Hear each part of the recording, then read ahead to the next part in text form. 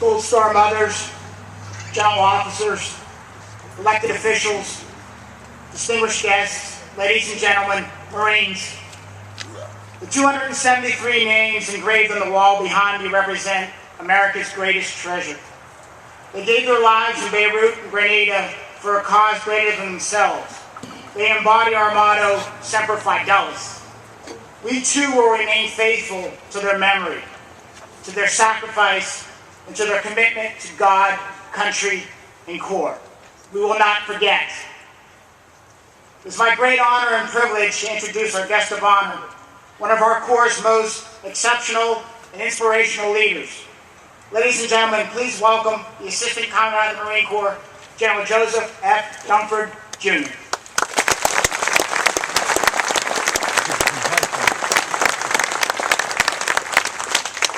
Mayor Phillips, General Paxton, Sergeant Major Green, distinguished guests, ladies and gentlemen, and most of all the Beirut veterans and family members that are here. It's an honor to join you all.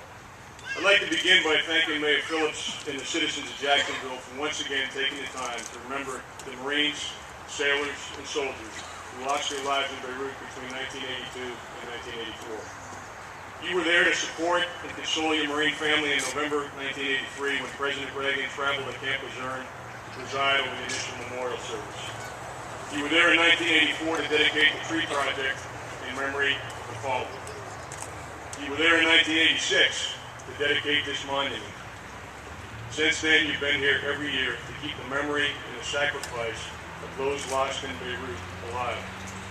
You've also been there for Camp Lejeune's Marines, sailors, and their families over the past 10 years of deployments to Iraq and Afghanistan. And your support extends to the thousands of Marines and sailors that are deployed today as we enjoy this ceremony. There's no community that has done more to embrace and support its men and women in uniform than Jacksonville, North Carolina. I want you to know that your faithfulness to our Marine family and your countless acts of generosity over the years are recognized and sincerely appreciated. And I'd ask the Marines that are here to please help me in recognizing the people of Jacksonville.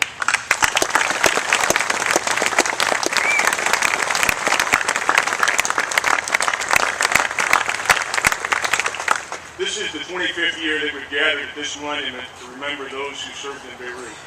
And the story is certainly well known to many who are here. Our involvement began in 1982 at the invitation of the Lebanese government. At that time, 800 Marines went ashore as part of a multinational humanitarian and peacekeeping mission. They were sent to support the safe evacuation of Palestinian refugees. As the monument behind me is inscribed, they came in peace.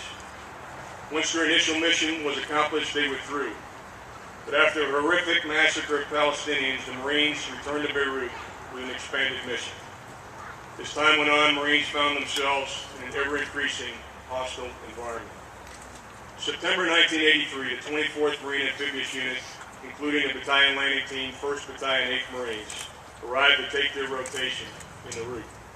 In the weeks that followed, the environment continued to deteriorate. And by nightfall on October 22nd, hostile fire had already killed 6 Marines and wounded 40 others. That Saturday night was quiet. It was a USO show.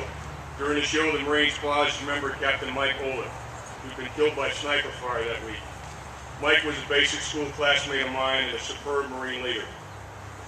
At daybreak, the next morning, a yellow, explosive-laden Mercedes truck, driven by a suicidal fanatic, ran into the concrete building that housed the headquarters of the 1st Battalion, 8th Marines.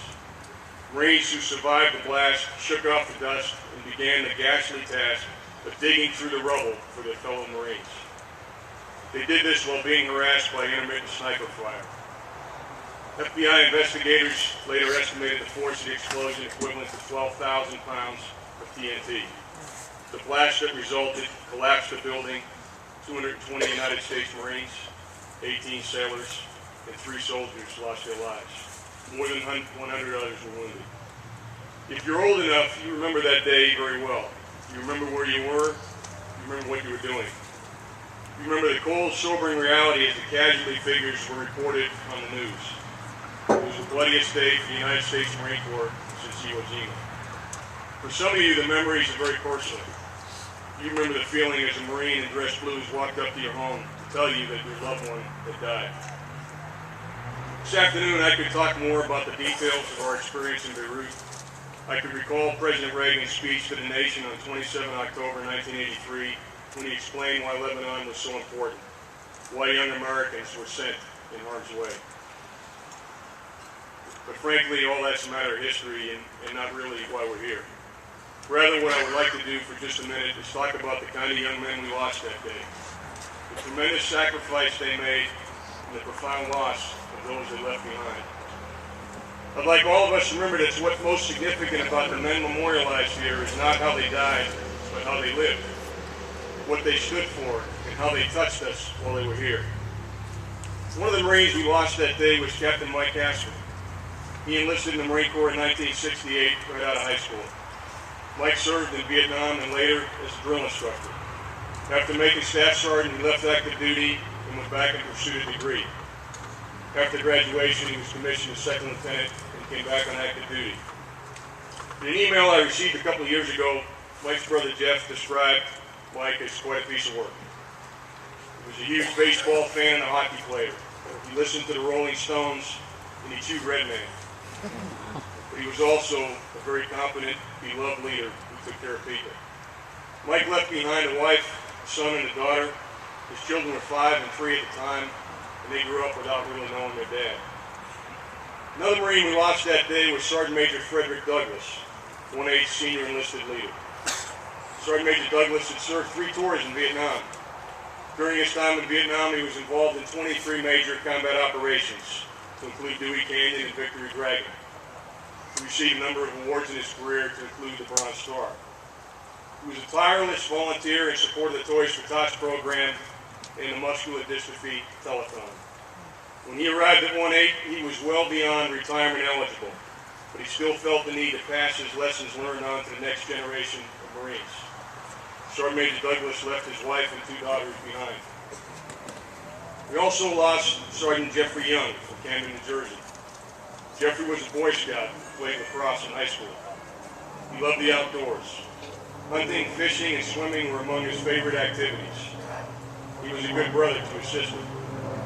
After his loss, his mom Judy was inspired to begin a support group that eventually merged with the Beirut Veterans Association. Many of us here today know Judy well. She later served as the national president of the Gold Star Mothers. Lance Corporal Johnny Copeland was in the building when he was struck. An article in Lebanon described him. He'd been promoted to Lance Corporal after arriving in Beirut and proudly asked his parents to please start using the correct address on his letters, Lance Corporal. He also wanted his mom to find some Lance Corporal stripes for his dress uniform. As the weeks wore on, his letters went from asking for chocolate chip cookies to expressing his longing to go hunting and fishing with his dad and his brother. On October 23rd, Lance Corporal Copeland might have risen at dawn to work out, as he usually did. His parents in Burlington, North Carolina, received his last 5 letters the day after the bombing, not yet knowing his fate. Recalling Mike Haskell, Frederick Douglass, Jeffrey Young, and Johnny Copeland, and realizing that they are just a few of the many names in this wall, reminds us of the profound loss we suffered on 23 October of 1983. We lost husbands, fathers, Little League coaches, members of our church. We lost men who made a difference in our lives and in the world. We lost Marines who carried on the proud traditions of our Corps and unhesitatingly performed their duty. We now know that the Beirut bombing was one of the opening salvos of the war declared on us by Islamic terrorists. Unfortunately, many folks have forgotten the attack on the peacekeepers in Lebanon and failed to make that connection. But I want the Beirut veterans and the families that are here today to know that their fellow Marines have not forgotten them, and we are determined to ensure that their sacrifice will not be in vain. The men memorialized in this wall wrote an important and enduring chapter in our history. Today, Marines taking the fight for the enemy in Afghanistan are proudly walking in the footsteps of Marines like Mike Haskell, Frederick Douglass, Jeffrey Young, and Johnny Copeland. In the very real sense, all the individuals who are named on the wall behind us are still with us. Fanatical terrorists may have taken their lives, but they did not take their spirit. The spirit of those remembered today is very much alive here in Jacksonville, North Carolina, It certainly is still alive in our Corps, and it always will be.